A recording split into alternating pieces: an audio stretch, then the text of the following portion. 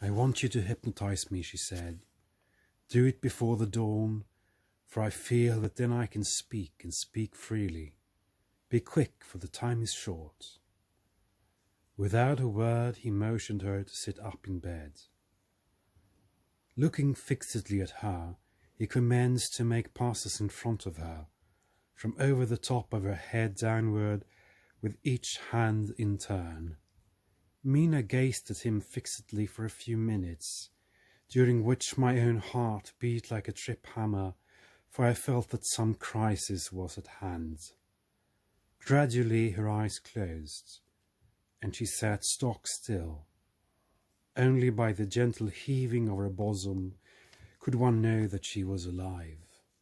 The professor made a few more passes and then stopped, and I could see that his forehead was covered with great beds of perspiration.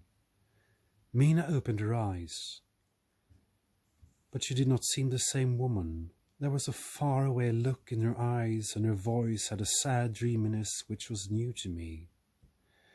Raising his hand to impose silence, the professor motioned me to bring the others in.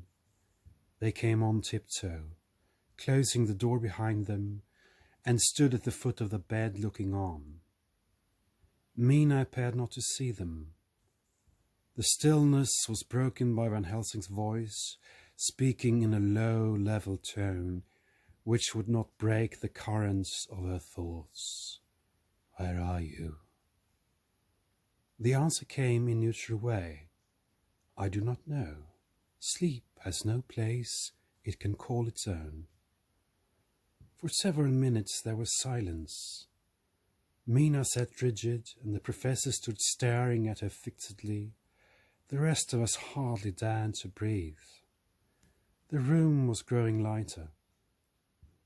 Without taking his eyes from Mina's face, Dr. Van Helsing motioned me to pull up the blind. I did so, and the day seemed just upon us.